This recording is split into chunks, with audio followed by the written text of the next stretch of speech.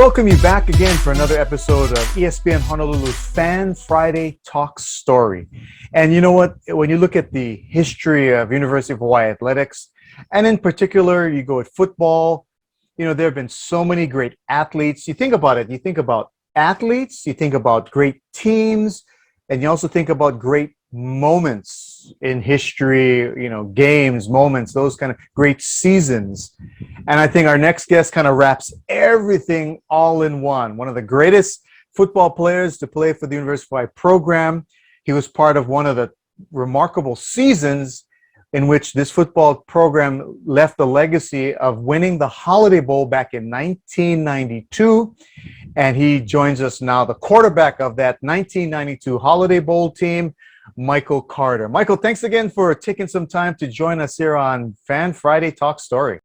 Thank you for having me, Dave. I'm always happy to be able to talk story with the wonderful fans of the University of Hawaii.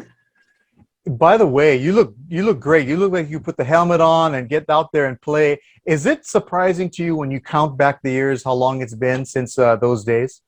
It is. It is surprising. Thank you. I'm still working at it. I've been battling the bulge my whole life. But, yeah, I'm 50 now. So, yeah, it was a long time ago, but there's rarely a day in my life that I'm not speaking about those good memories to somebody that I crossed paths with. People used to tell me that when I was young and playing at UH, people will never forget. And that came to be absolutely true. And that's kind of the interesting thing about here, because we're a small state, smaller community, but yet there's a kind of bigger urban element to the city of Honolulu. You know, there's no other sports professional teams, as people always like to say. So University of Hawaii takes a lot of attention, football in particularly. And if you're the quarterback of the team, you get really name recognition just by that. You know, once your name's starting quarterback at the University of Hawaii, well, everybody knows you. You were a starter for 3 seasons. So a lot of times people have said, you know, it's tough. You know, it's tough being the quarterback for the University of Hawaii because of all that attention. When did you, if you can recall back, was it after a game? Was it during a practice? When did you kind of feel like, I'm the quarterback, and maybe some of that pressure or that expectation kind of hits you? I probably, when you lose a couple games in a row, that's when you find out that you are the quarterback, the one that everybody's going to blame for the losses, but you also got all the praise for the victories as well. But that's pretty much when you start to understand it. Yeah, and you're right. It's tough, you know. It's hard to even explain to anybody what being the quarterback at the University of Hawaii is. I have a really good relationship with a lot of the past quarterbacks, and then there's a brotherhood that is surrounded around that thing itself, is that being the quarterback, because it's really hard to explain. You hold a lot of responsibility. You got a lot of people's hopes and dreams. You got season ticket holders that bleed green, you know, and they want the best for the university. And they always want, and you always want to be there and make them happy. So yeah, it was a lot of pressure, and it was early. It was early on, you know. I was able to play a little bit under Garrett Gabriel as a freshman, and he took me under his wing, and he showed me a lot about not only playing on the field, but being in the community. Let's catch up a little bit with you. What are you doing now? What's going on with Michael Carter these days? Not a whole lot, actually. I live a really, really simple life, man. I have a son. He's a 16-year-old junior at Kaimuki High School, and my wife is a kumuhula, and I'm just a father and a husband. I've taken up surfing, and that's pretty much what I do with my spare time. If I'm not working, I'm surfing or with my family. So it's really simple, but an enjoyable life. I'm having a good time. I'm enjoying life a lot. Okay, now when did you start surfing? Because you're from Southern California, right? Was it back then you were surfing, or when you came here? No, it was here. And I kind of started like most town kids do at Walls with my sponge, but I was 35, I think. And yeah, I just got hit with the bug, and I was going every day. And as an athlete, naturally, I began to challenge myself and try to do different things. Next thing I know, I'm on a longboard, and next thing I know, I'm on short boards. I'm getting little boards shaped for me all the time now. So, yeah, the bug kind of hit me. So since I was about 35, and it's been a daily thing. If I'm not surfing, I'm not having a good day. So watch out. Wait, credit to you, because I'm born and raised here, and I have never surfed a day in my life. And here you are, you're mid-30s, you're going to pick up something new, and you do it. Now, I've known some really avid surfers, and one of the things that always surprised me is the amount of board. How many boards do you have? Right now, I got somewhere near 8 or 9. A couple Holy stand-up paddle boards, wow! and a couple 4 or 5 boogie boards. Yeah, I got a little bit of everything, and skateboards as well. I got a few skateboards. Gee whiz, the next Tony Hawk is right there in Kaimuki, I guess. I wouldn't go that far, but in my own mind, I am. Yeah. I like to look at, like the historical data, career leaders.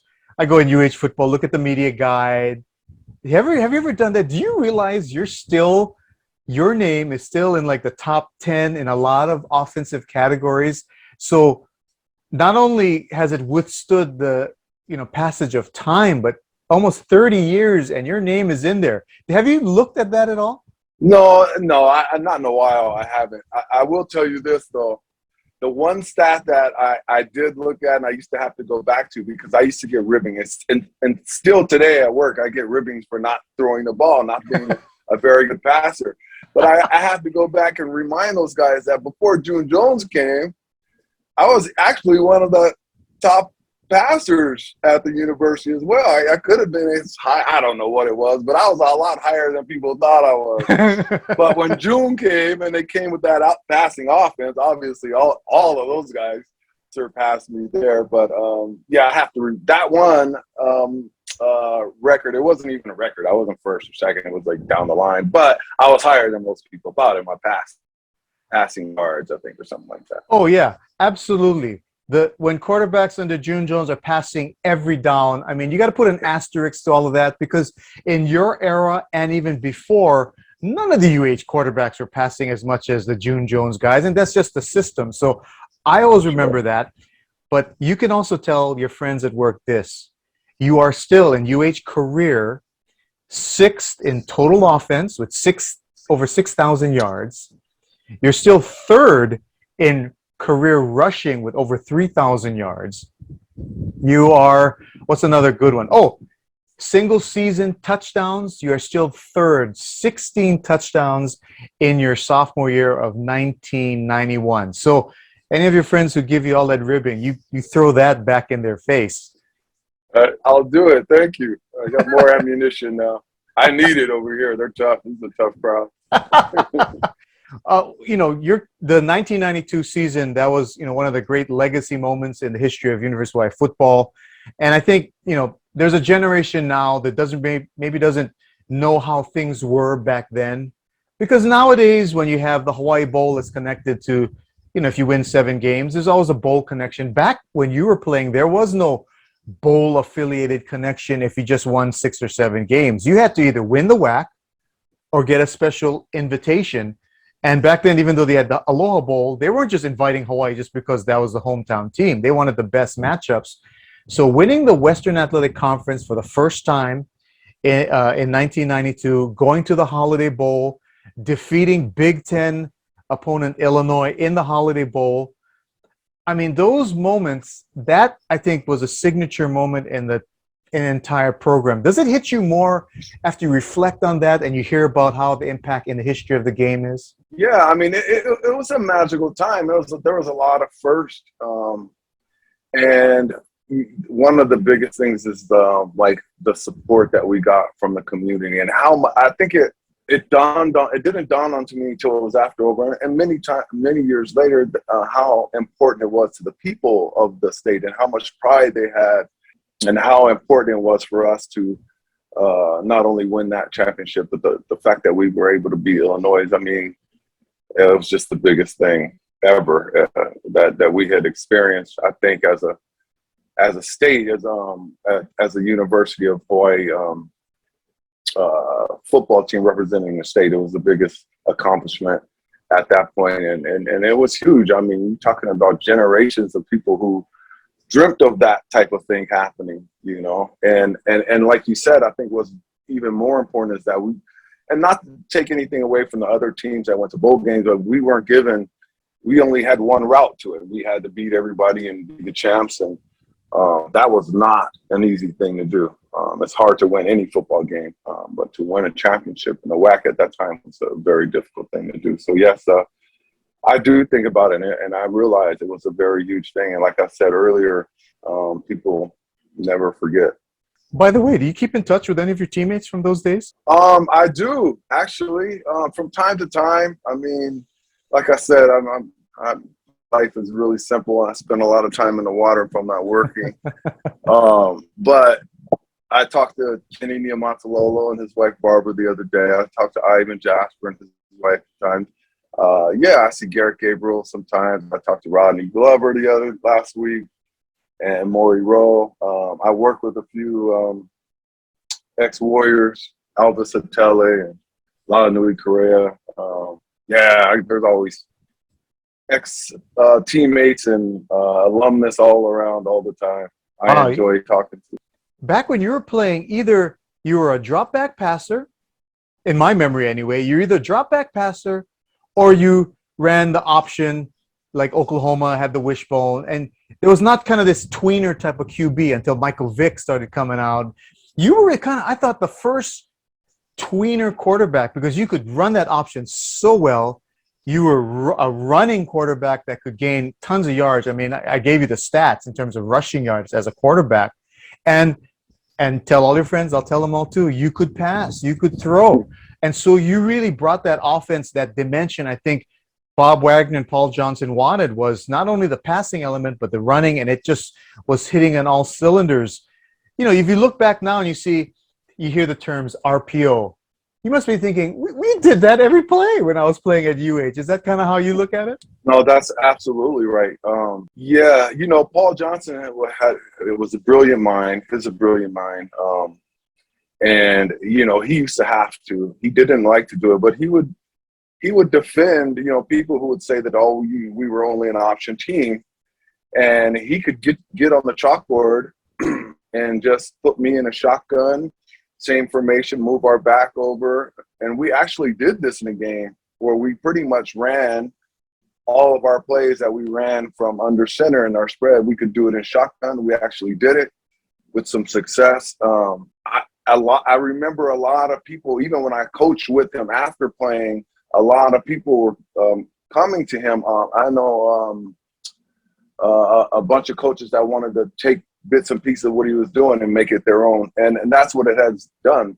A lot of stuff that's what everybody is doing right now is exactly what you said, is a version of what we did back then. Two things that I know have been described about you, which I totally agree. One was how tough you were.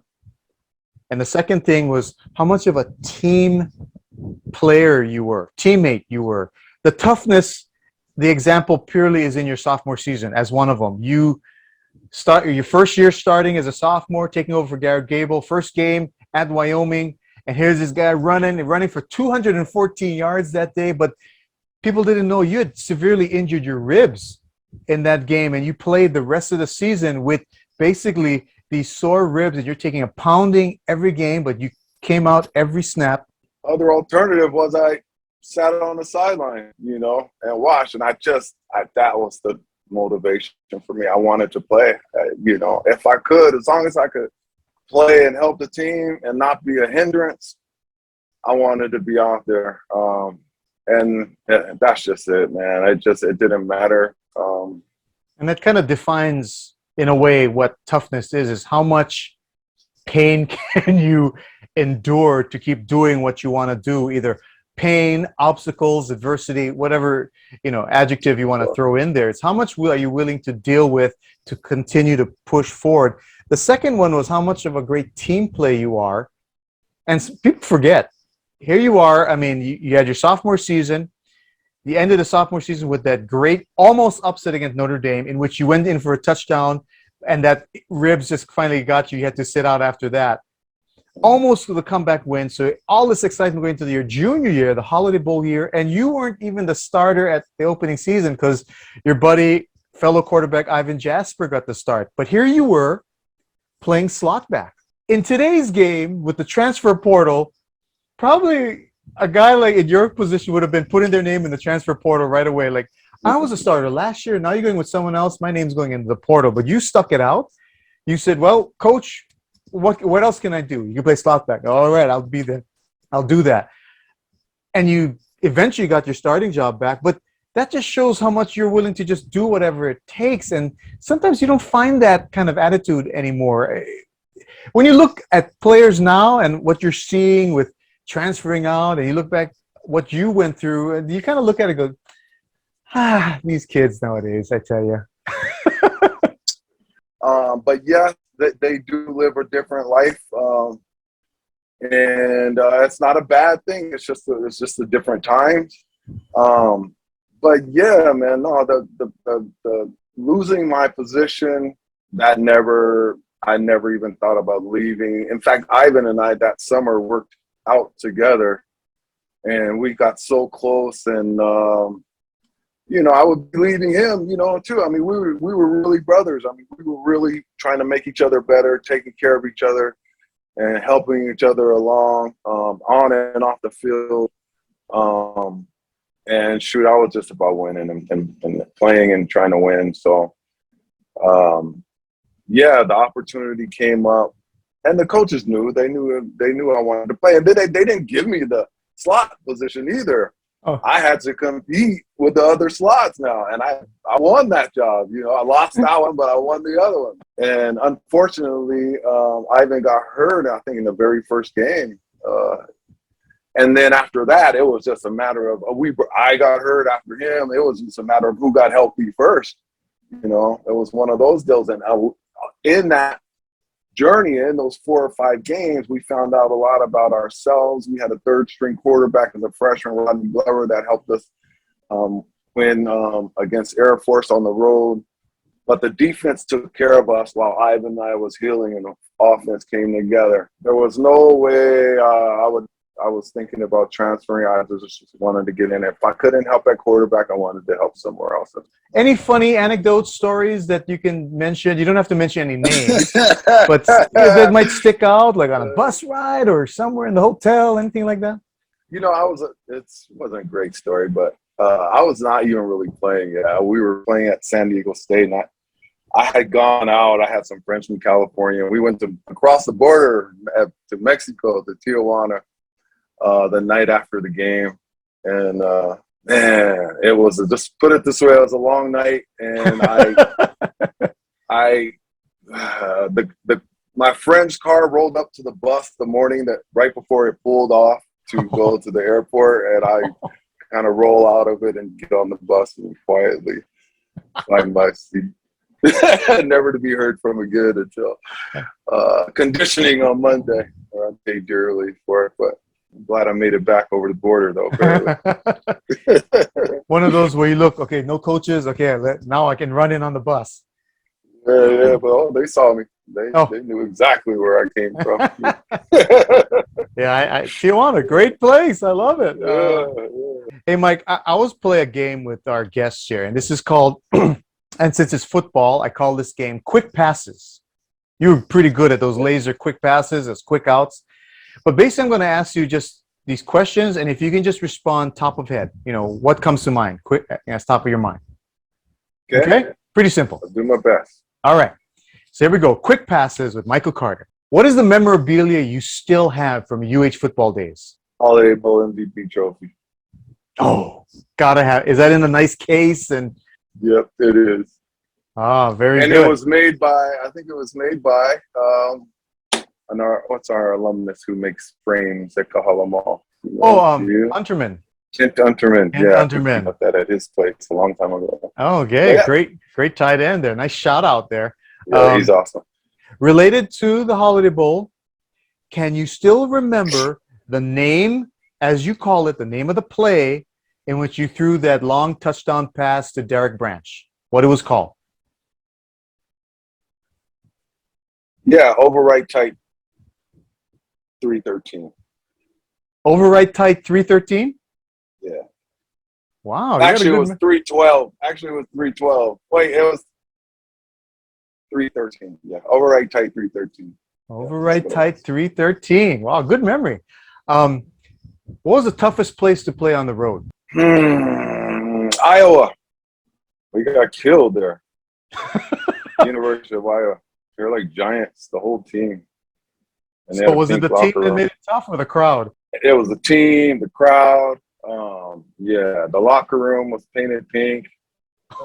That's the one. Yeah, it was the first quarter before I realized what would happen. It was 21-0. It was like 4 or 5 minutes into the game.